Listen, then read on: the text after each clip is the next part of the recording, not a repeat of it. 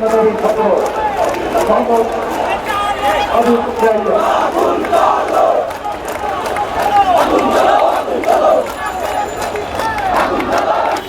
আশফাক মোহাম্মদ ইয়াহিয়া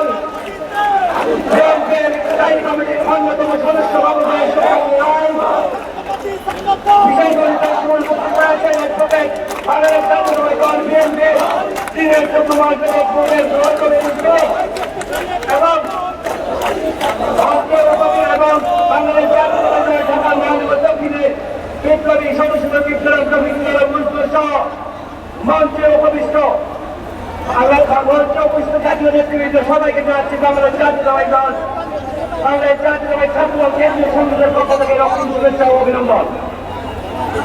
সমাবেশ বাংলাদেশের হার গণতন্ত্র পুনরুদ্ধারের লক্ষ্যে এই লুণ্ঠিত গণতন্ত্র বাংলাদেশে আবারও পুনঃস্থাপনের লক্ষ্যে এই ঘটনা রাজপথে যারা দীর্ঘ ১০ বেশি ধরে গুম হয়েছে, খুন হয়েছে, শহীদ হয়েছে, নির্যাতনের শিকার হয়েছে, সেই বাংলাদেশ জাতীয়তাবাদী ছাত্রদলের ঢাকা বিশ্ববিদ্যালয়ের ছাত্রদল, ঢাকা কলকাতা বিশ্ববিদ্যালয়ের ছাত্রদল, ঢাকা কলেজ ছাত্রদল, কবিরপুর কলেজ ছাত্রদল, বিধান কলেজ ছাত্রদল, লেখা কলেজ ছাত্রদল, কিরোহিমের ছাত্রদল, অযোধ্যা ছাত্রদল সহ যারা আজকে এই সমাবেশে হয়েছে সবাইকে বাংলাদেশ জাতীয়তাবাদী ছাত্রদল কেন্দ্রীয় সংসদের পক্ষ থেকে রক্তিম শুভেচ্ছা ও অভিনন্দন জানাচ্ছি। সংগ্রামী সমাবেশ মানুষের আশা আকাঙ্ক্ষাকে দিকভঙ্গুলি দেখিয়ে মানুষের আশা আকাঙ্ক্ষাকে প্রত্যাখ্যান করে বাংলাদেশের মহান মুক্তিযুদ্ধকে, মুক্তিযুদ্ধের মূল চেতনাকে হত্যা করে বিদেশি আধিপত্যবাদী শক্তি এজেন্ডা বাস্তবায়ন করে এই বাংলাদেশের থেকে বসে আছে বাংলাদেশ আওয়ামী লীগের ব্রিটিশ সরকার।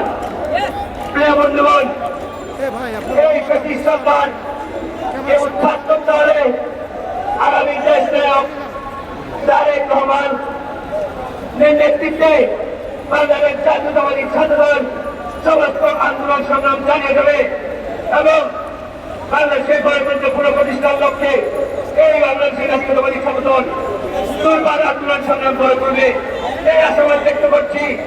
এবং আমাদের সহযোদ্ধা বাংলাদেশ জাতীয়তাবাদী ছাত্র কেন্দ্রীয় সংসদের সাবেক সহসভাপতি আবুল হাসান চৌধুরী নিঃসন্দেহ মুক্তি দাবি করলে আমি আমার বক্তব্য এখানে শেষ করছি।